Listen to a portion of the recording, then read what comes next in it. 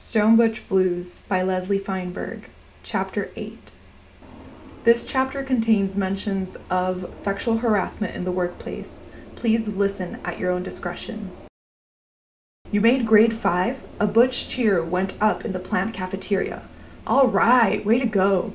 The butches clapped me on the back and shook my hand. I felt euphoric. Butch Jan put an arm around me. You done good, kid, she said. I blushed. How'd you do it? Frankie wanted to know. Actually, I didn't know why I'd been selected for the job. Maybe it was for the same reason a lot of factory jobs were opening up to us. All the young guys were getting drafted left and right. I'd been at this bindery for 6 months. It was a huge factory. Grant and I both got jobs around the same time. 2 months later, when the Educational Materials Division opened, 7 more butches had been among those hired. 9 of us. Almost the whole team I'd played softball with last summer. 9 of us. It was heaven. Since I'd been in the plant for a while, I knew the ropes and was already in the union. So occasionally, the other butches came to me for advice about problems on their floor or about the union. I enjoyed the unprecedented reversal of roles. I worked with Jan in the trimming and folding division. Giant machines folded huge pieces of paper stock that were then trimmed into pages. Stacks of pages were loaded on skids near the massive collating machine.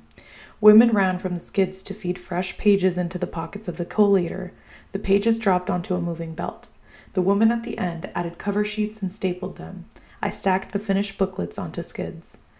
Every once in a while, I got pulled from this work to help unload the trucks bringing the skids of fresh paper. I looked forward to it because it meant driving a forklift. The only part I didn't like was feeling a little distance from the other women. Not one of my coworkers was ever taken off the line for any other task.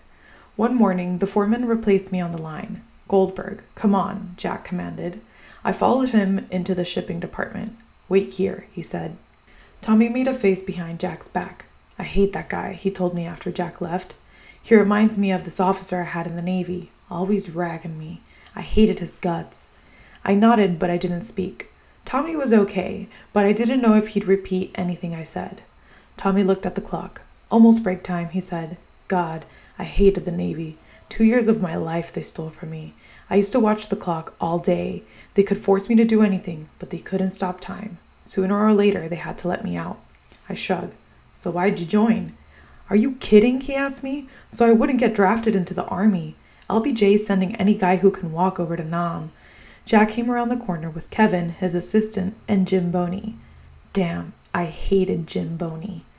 Hey, Tommy, you making a real woman out of Jess? Boney taunted.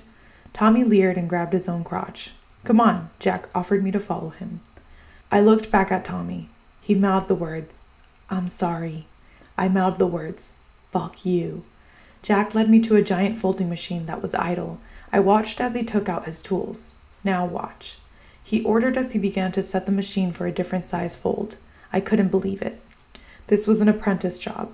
No one else was allowed to learn the mysteries of setting up a job or repairing the machines. Apprenticing led to a journeyman's card. My hopes fluttered. You set the vertical. Same way, Jack said. He grabbed a rag and wiped oil off his hands as I tried to set the vertical folds. No, like this, he corrected. The lunch whistle interrupted us. After lunch, he said. I flew up to the cafeteria. Why do triumphant moments have to be so fleeting? Just when all the congratulations had died down, Duffy, the chief shop steward, approached our table. Goldberg, can I talk to you a minute? I motioned to the chair next to me. Sure. He gestured toward the door. By the time we got out in the hall, I had a feeling I knew what this was about. Duffy, don't tell me there's some fucking reason why I can't bust the barrier to a number 5 grade. He folded his arms and looked at the floor. Listen, Goldberg, I know you want that grade, and you deserve it. No woman in this plant has ever gone higher than a 4, and none of the guys, except one, have ever worked lower than a 5. It ain't right. I narrowed my eyes. So, he sighed. So, I'd be willing to file a grievance to get you or any of the other women a grade 5 job, just not that job. I wanted to punch him out. Why the fuck not, Duffy? He put his arm lightly on my shoulder. I shook it off. My fists were balled up at my sides. Listen, Goldberg, Jack and Boney are setting you up. I was confused. What's Jim Boney got to do with this? Duffy pulled out a pack of cigarettes and offered me one. I took it. You know Leroy? Well, he's a grade 4. Most of the time, they have him sweeping up. I exhaled slowly. Shit, I didn't know that. Duffy nodded. He's been bidding for the grade 5 job now for more than a year. When Freddie got drafted last month, Leroy told Jack he wanted the job. Jack kept stalling him. Leroy finally came to me and asked me to help him fight for the job, so we filed a grievance. The picture was coming into focus. Jack is using you. Boney's a union man, but he's such a fucking racist he'd rather block with Jack than work with the black guy. Leroy deserves that job, Duffy added. Well, so do I argued, but I said it without much steam. Duffy could see me wrestling with what he said. Yeah, you do, and I'll help you push to get a higher grade job if you want to fight for it. Just not this job. Stick with me on this one, Goldberg. It's really important for the union right now.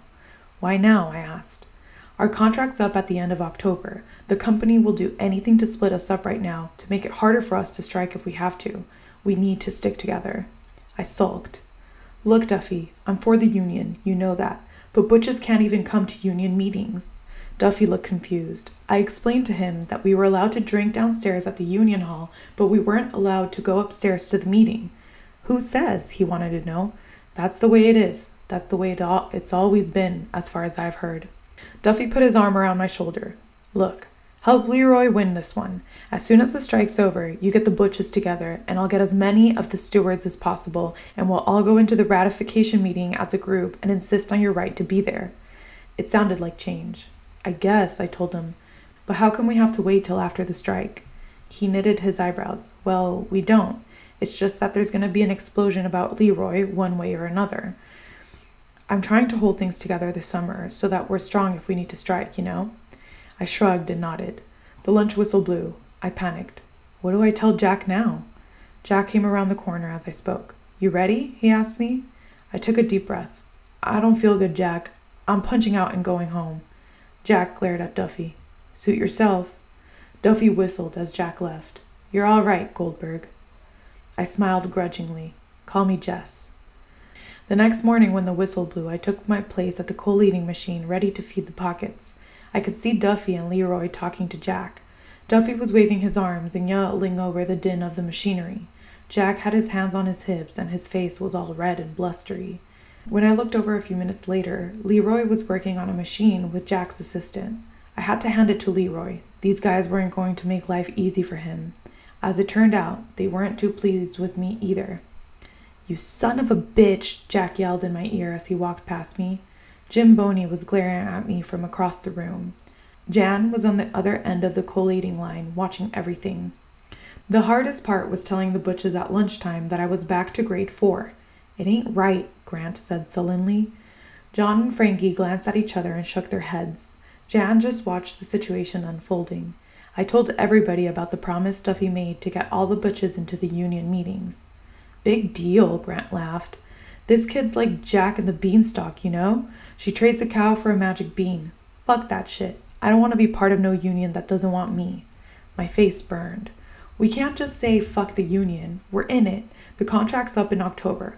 What are we gonna do? Go into the plant manager's office one at a time and negotiate? We don't have a choice.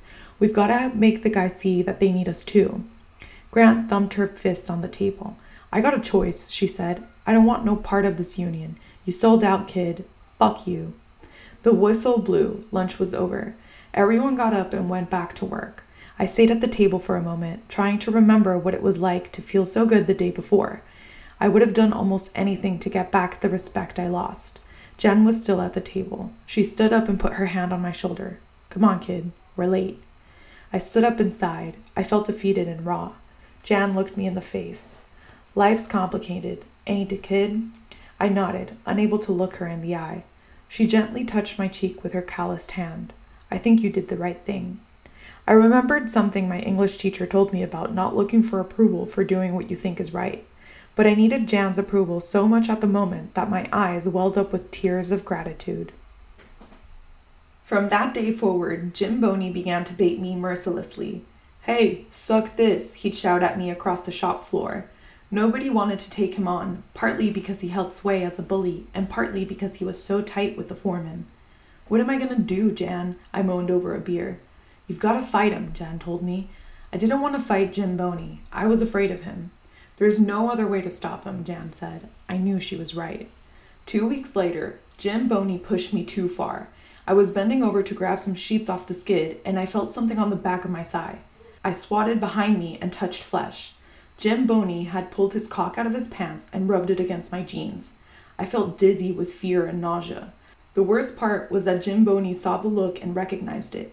He and Jack laughed at me. All the women were watching, instead of working, so the booklets spilled off the end of the line and scattered on the floor. Jack shut the machine down. It got real quiet. Leroy called Jim Boney an asshole and told him to put his little dick back in his pants. Boney pushed Leroy, and they squared off to fight. "Your fight's with me, Jim Boney," I shouted. The burst of bravado startled me as much as it did everyone else. They were brave words, born of fear. "Come on, you want to fight? Let's go." Everybody looked at Boney.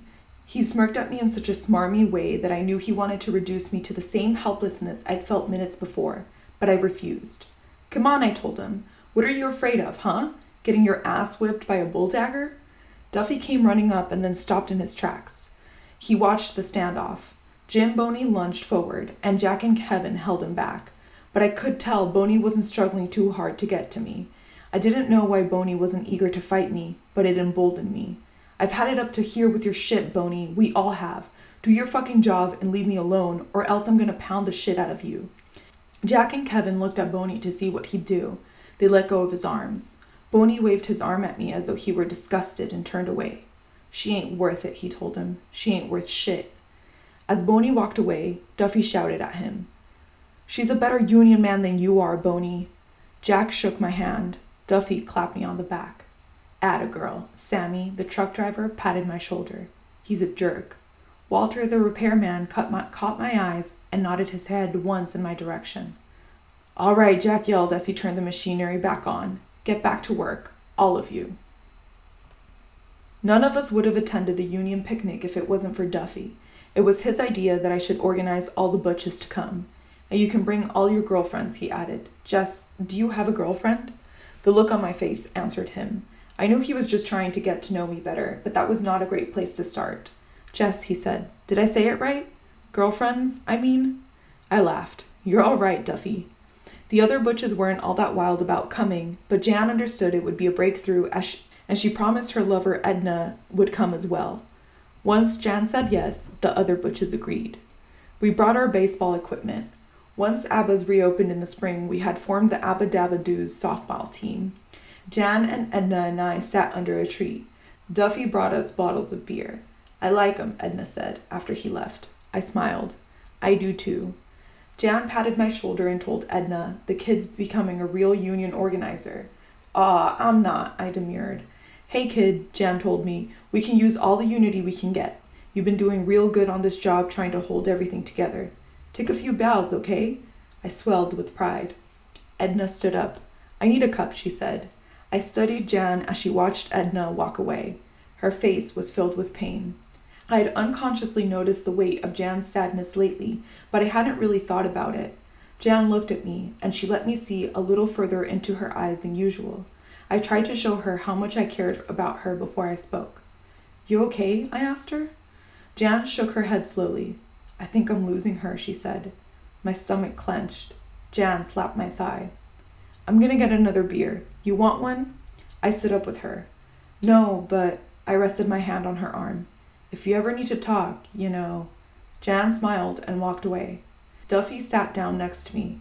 "Hey, Jess, you're the only one I know who I could ask this question." I felt flattered. "I wanted to ask you about Ethel and Laverne," Duffy said. I looked around. "Are they here?" Duffy shook his head. "Too bad," I told him. "I always wanted to meet their husbands." Duffy spoke carefully. "What's the story with Ethel and Laverne? Are they lovers?" "Nah, they're both married, you know that." Duffy fumbled for words. "Yeah, but aren't they butches?" I understand what he was driving at. "Well, they're he-she's, but they're not butches." Duffy laughed and shook his head. "I don't get it." I shrugged. "There's not much to get, really. I mean, they look like Spencer Tracy and Montgomery Clift, but they seem to really love the guys they married." Duffy shook his head. "But they're inseparable. Don't you think maybe they're lovers and they're afraid to let people know?" I thought about it for a moment. "Geez, Duffy, it's not like they're getting off much easier by being married. They're still he-she's." They've got to deal with the same shit butches do. Imagine Laverne going into the ladies' room at the movies, or Ethel at a bridal shower. I don't think people who give them a rough time give a fuck who they sleep with. It's probably harder for them too, I added. They don't have a place to go like we do. I mean, like the bars. All they got is their husbands and each other. Duffy smiled and shook his head. The way Ethel and Laverne are with each other, I was sure they were lovers. Oh, they love each other all right. You can see that. But it doesn't necessarily mean they're hot and bothered for each other. They really understand each other. Maybe each of them just likes looking in each other's mirror and seeing a reflection that smiles back. Duffy put his arm around my shoulder and hugged me. You're very smart about people, he said. I blushed with pride and pulled away in embarrassment. I'm going to get some food. I heard Grant's voice rising before I saw the confrontation. She was shouting, nose to nose, with Jim Boney. What do you mean you don't want no fucking girls on your team, she yelled. Boney shouted in the direction of the other guys. 'Cause we want to win, don't we, guys? He smacked his fist into his first base mitt. Hey, Boney, I called out as I strode towards them. You talking about softball? We'll kick your ass. A silence fell over the picnic. For one thing, everyone knew this was about a lot more than a softball game. On the other hand, baseball was sacred to these guys. The thought of playing against girls bordered on heresy. If they won, where was the victory? If they lost, it was too humiliating for them to consider. Even the butches stared at me with a horrified look on their faces. But it was too late. My boast hung in the air. Come on, Boney, I said. We'll challenge you to 3 innings and we'll whip you too. Boney sneered. Bet you won't, Goldberg. The way he said my name made me realize how much he also hated me as a Jew. I smiled. Bet you your glove we will. The grin melted off Boney's face. He loved his first base mitt the way most people love their puppy dogs. He kept it in his locker at work every day, even in the winter time. And if you lose, he countered. All eyes turned toward me. The smile grew back on Boney's face. If you lose, Goldberg, you gotta kiss me. Ugh, yuck, everyone moaned. Some of them spit on the ground for emphasis. Come on, I told the other butches. Let's get our equipment.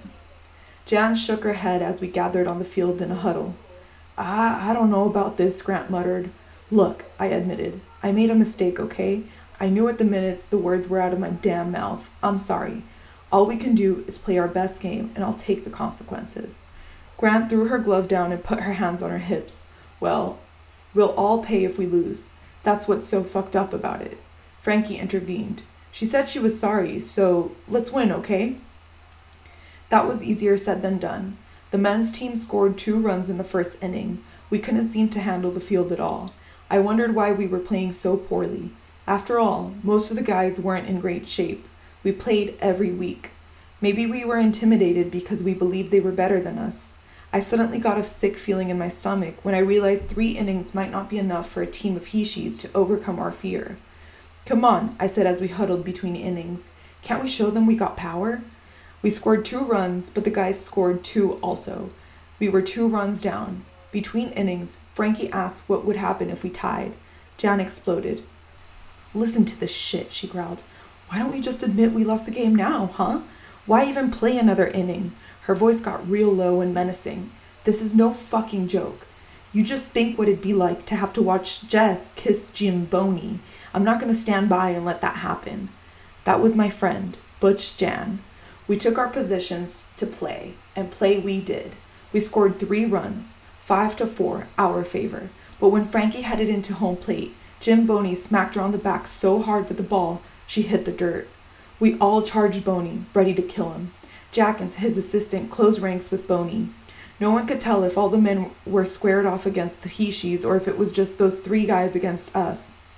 Duffy rushed up between the butches and the men. Jack, you took Frankie out, you fucking bastard. If they're down 1 man, so's your team. You're out of the game. Bullshit, Boney waved his arms around. It was a fucking accident, that's all. We wanted to kill him. The bet's off, Grant shouted. You fucking cowards, Boney said. The bet was back on. Duffy paced. This was a mistake, he muttered. Yeah? I asked him angrily. Who are you rooting for? The Union, he shot back at me. Then you better hope that our team wins, not Boney's and Jack's, I told him. Duffy mulled that over for a second and then smiled. You're right. Duffy clapped his hands and shouted, Come on, Jan, as she headed to the plate. Jan hit the ball up high in the air. We all poised and watched it fall, right into Jack's glove. It was our third out. We were up 1 run, but our opponents had another inning. Sammy was up to bat first. He hit the ball smack into Grant's glove. Before he dropped the bat, he gave me a wink I could see all the way from my position on first base. Tommy was up next. He hit a weak grounder that Grant scooped up at third base, but he made it to first. "I'm sorry," he whispered. "Fuck you," I was still mad at him. Jack drove a low grounder into our weak spot in center field and loped towards my base. "After Boney gets done with you, I want sloppy seconds," Jack sneered. I tried to keep my mind on the game. Walter was up next. He stepped up to the plate, tapped the dirt off his shoes with a bat, and wiggled his butt into position. He hit a pop fly high into the air. We all pushed our caps back and watched it fall easily into Jan's glove. Walter pulled the brim of his cap and walked away from home plate with a spring in his step. Boney stepped up to the plate. We directed every bit of our hatred towards him, but he seemed unscathed. He swung at the first pitch with power and missed, but he "Strike 1," we all yelled. He swung angrily at the second pitch and missed. "Strike 2," we called out in elation. We began to heckle him for all we were worth. The crack of Boney's bat against the third pitch silenced us. We all looked up in the sky as the ball seemed to float in midair. Tommy hovered around third base, as mesmerized as we were. Jack ran toward third and shouted at Tommy to run. Jim Boney slid towards first base. The ball fell with a plop, right into Grant's glove. It was the third out, so there was no reason to throw the ball to first base, but she did. The ball landed in my glove with a whack. I braced my arms as I extended the ball and the glove toward Boney's nose, which was rapidly approaching me. There was a little snapping sound as his nose hit the ball. The game was officially over. We'd won. I didn't have to kiss Jim Boney, who was now bleeding all over first base. I would have claimed it was an accident, but no one asked. I caught sight of Jack glaring at me, always the foreman, even at the picnic. His menacing look chilled me, but I let it go because almost all the guys from the other team came over and slapped us on the back and said they were glad we won. I realized these guys had just lost to a team of Heshis right in front of their wives and girlfriends, but they didn't seem sore about it. The Butches were happy about winning, but they hung back a bit. I knew they were kind of peeved at me. It was a cocky challenge I had hurled at Jim Boney.